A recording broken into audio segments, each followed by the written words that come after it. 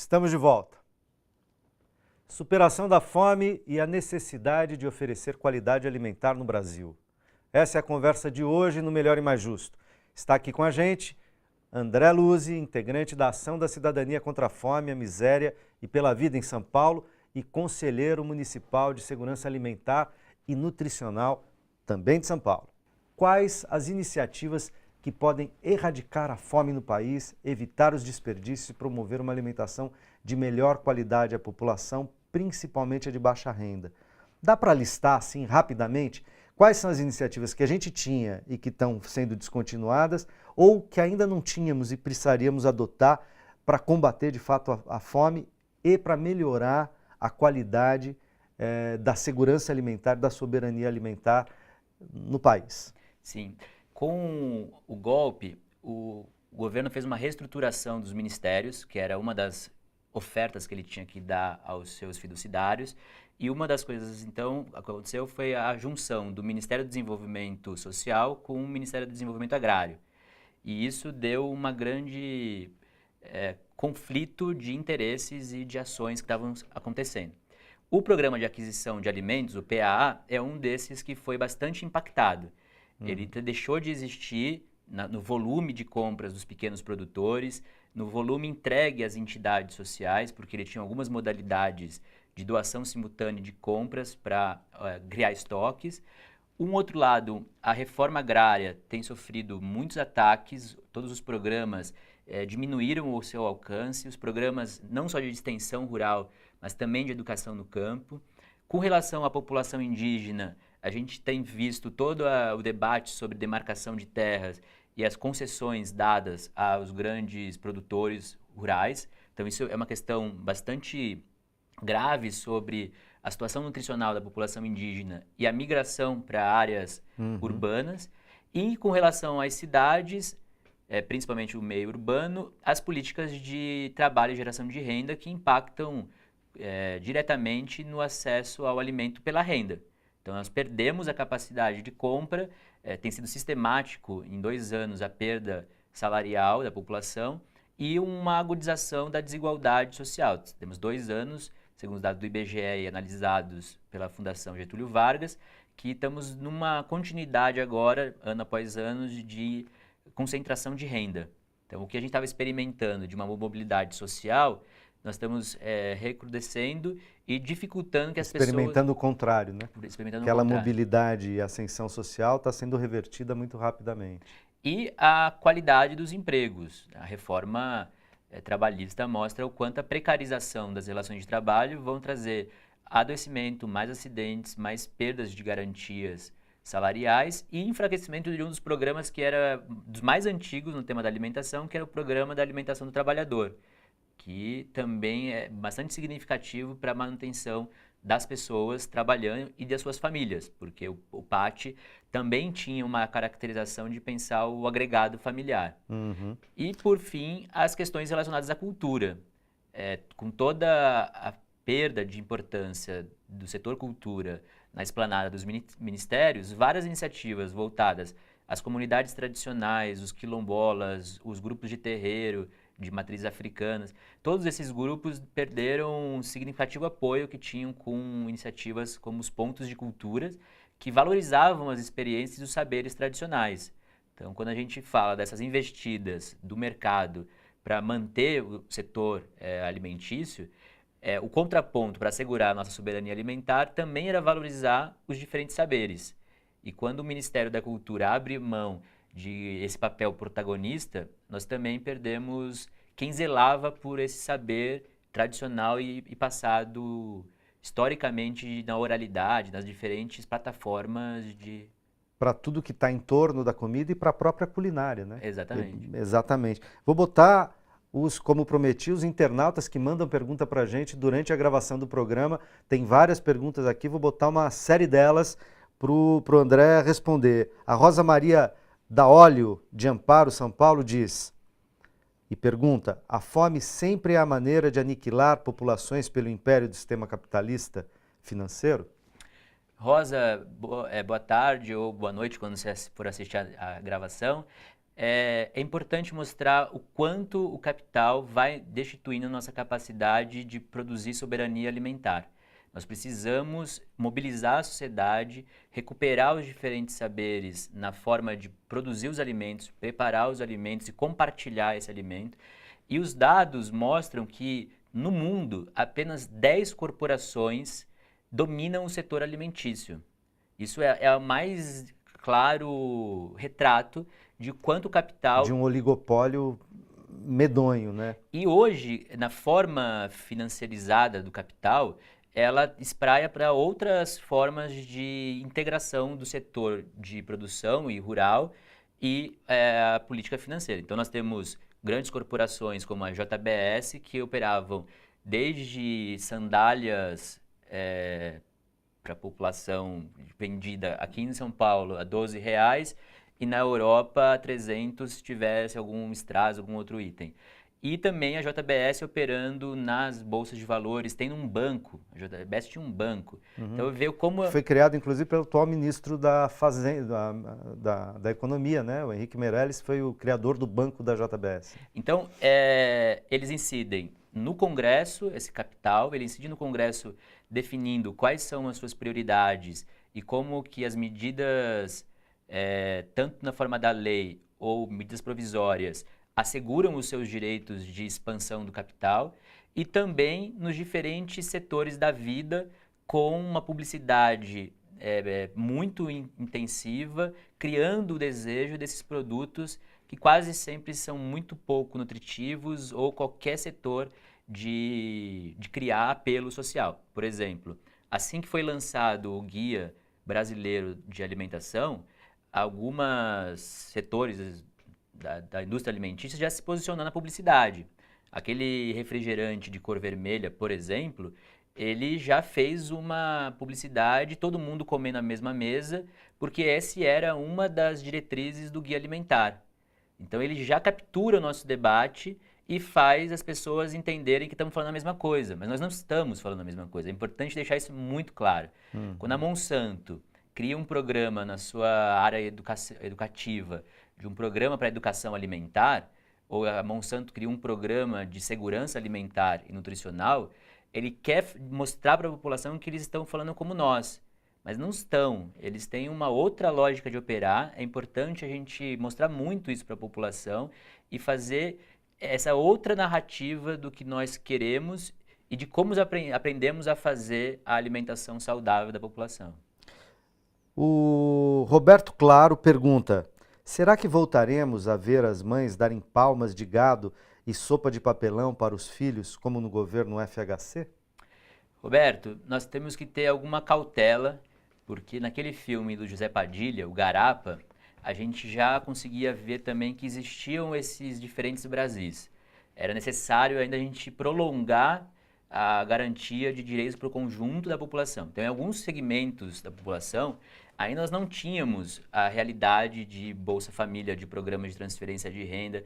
Naquela ocasião, ainda na região do Ceará, se tomava água com açúcar, a famosa garapa que as crianças tomavam. Esse filme foi gravado há 6, 7 anos atrás. Então, ainda num período de governo Lula e Dilma, e que poderia já mostrar essa contradição também daqueles governos. A gente, na Ação da Cidadania, apontava para essas incoerências também das administrações anteriores. Então, o que nós sempre almejamos é garantir distribuição de renda, garantir acesso aos serviços de qualidade, garantir a participação social e o controle social e que essa política esteja orientada para a população, não para o mercado e para o capital. Não para transformar alimento em mercadoria, né? Exatamente. Exclusivamente. Eduardo Selga. Pulei uma aqui. Gena Maria de Brito, Manaus. Os entrevistados só dizem o que já sabemos. Precisamos ouvir soluções. Quais são, André? Então, é bem provocativa essa conversa e eu gostaria de colocar, então, algumas coisas que nós estávamos fazendo e que a gente não vai abrir mão, como, por exemplo, a alimentação escolar. Nós conseguimos aprovar em algumas cidades, como Rio de Janeiro, Porto Alegre, São Paulo, a alimentação escolar orgânica. Imaginar que uma rede municipal como a da cidade de São Paulo, a maior metrópole da América Latina, conseguir que toda a rede se alimente de alimentos orgânicos tem um potencial gigantesco de transformação, de organizar os produtores rurais, de comprar alimentos em pequenos circuitos de segurança alimentar e nutricional, criar uma outra lógica de educação alimentar e também do envolvimento da comunidade, não só dos alunos e professores, mas do entorno da escola. Dos pais, dos parentes, exato, enfim. com as hortas comunitárias. Então, é um outro paradigma que a aprovação dessas leis em alguns municípios tem favorecido. Um outro aspecto que é importante é a gente não esquecer, apesar de todos os ataques, que nós temos uma rede de equipamentos públicos de alimentação e nutrição.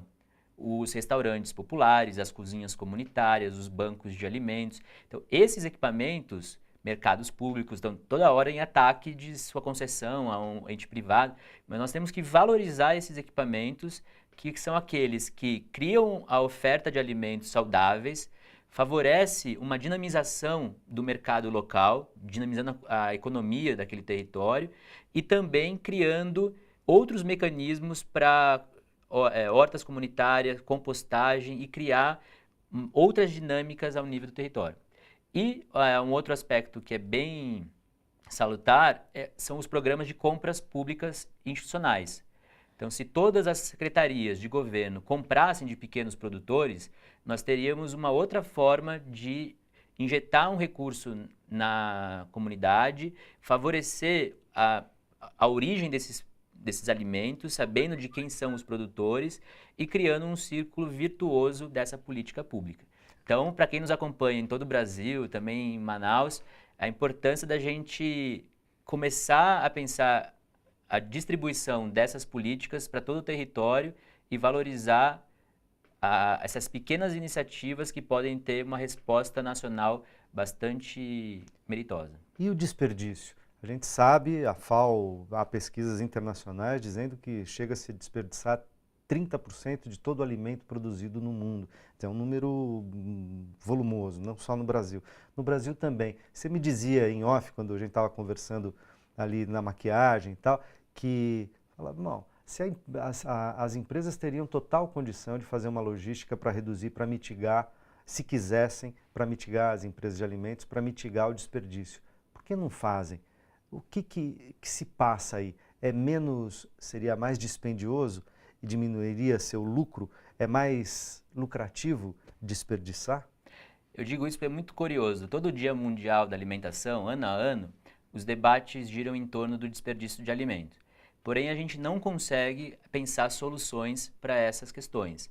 Infelizmente, os governos têm uma infraestrutura muito baixa, logística, de viário, e a resposta é desperdício de muito durante o trajeto do produtor até o mercado distribuidor e também na hora de produção de alimento nas indústrias, uma lógica que não favorece o planejamento por diferentes processos que poderiam ser introduzidos na indústria para preparar e saber exatamente o quanto de alimentos que você pode criar em estoque.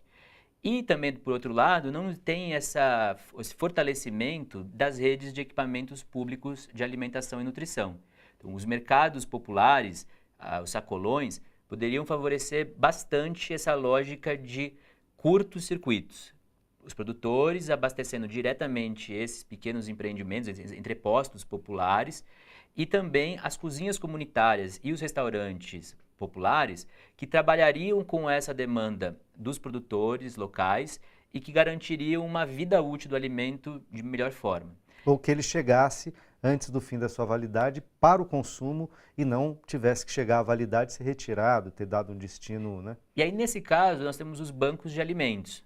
Quando há uma quebra da produção, por vários fatores, e que os bancos de alimentos poderiam tratar esse material que chega com condições de consumo, selecionar aquilo que não está adequado e aquilo que não está adequado poder ser destinado à compostagem, virar insumo para voltar à produção de novos alimentos. Então é pensar uma outra lógica que não apenas a dos grandes supermercados, dos grandes entrepostos e que vão induzindo a lógica hoje atual de consumo. O Eduardo Selga pergunta, uma pergunta mais geral, ele diz: alimentação é direito humano, ao mesmo tempo em que o governo brasileiro não se importa com a fome dos vulneráveis, bem de acordo com o capitalismo neoliberal. Ele afirma, ele diz, o Brasil não pertence mais ao povo?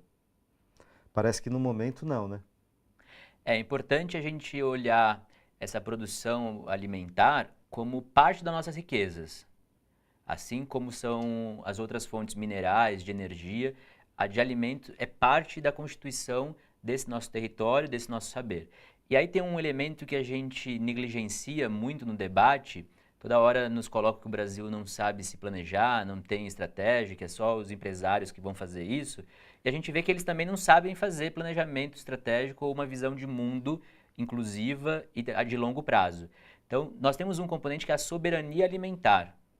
Então, esse componente deve ser bastante trabalhado e elucidado para a população para a gente entender. Nós temos que dominar esses produtos, esses alimentos, e nós decidirmos sobre o consumo desses alimentos. É da população esse direito de decidir como será usado, o que será produzido e como será comercializado. E aí entra um componente fundamental que é a participação social. Então, hoje, os conselhos de todos os setores, mas também o de alimentação e nutrição, passa por um revés na forma de incidir nas produções de políticas públicas. E é isso que a gente tem que resgatar bastante nos próximos meses para assegurar a soberania alimentar. Nos próximos meses, anos, nas disputas eleitorais, a gente tem que se mobilizar para conseguir tirar, né, esses que assaltaram o poder, seja sem voto, seja com voto, mas enganando a população. Tem uma última pergunta, vou pedir para você ser rápido, embora talvez o assunto merecesse um pouco mais de informação. É o Cauê Porcé, ele pergunta, como o caso dos embutidos colaborou com o retrocesso do país no mapa da fome? Cauê, essa pergunta realmente requer mais tempo, mas isso mostra uma mudança do perfil alimentar e de consumo. Então, nós, de certa forma, fomos ascendendo, tivemos mais renda e o perfil de alimentação do brasileiro alterou. Aquele nosso velho feijão e arroz foi abrindo espaço para outros gêneros, outros produtos, como os refrigerantes, embutidos, preparados, que nos distanciavam daquela alimentação mais tradicional e mais saudável até. É impressionante ver que o consumo de peixe, do pescado, ele foi caindo ao longo do tempo e dificultou ainda hoje restaurar esse consumo. Para a gente ver como o apelo ao consumismo, né, ao alimento como mercadoria, à propaganda, ao apelo das grandes produtoras industriais de alimento e tal, fazem com que a população desenvolva hábitos alimentares, muitas vezes pouco saudáveis, né? E que, veja, eu adoro uma linguiça, né, um embutido, uma salsicha e tal, esse não é o problema é você ter isso como base da tua alimentação, né? Então, a gente tem aí situações as mais controversas e complexas. Eu queria agradecer, o nosso tempo infelizmente terminou, mas vocês viram que a gente tem um conjunto enorme de questões ligadas à alimentação, ligadas à segurança alimentar, ligada ao direito à cidadania, no qual a alimentação é um dado, é uma perspectiva, é uma dimensão básica, tá certo?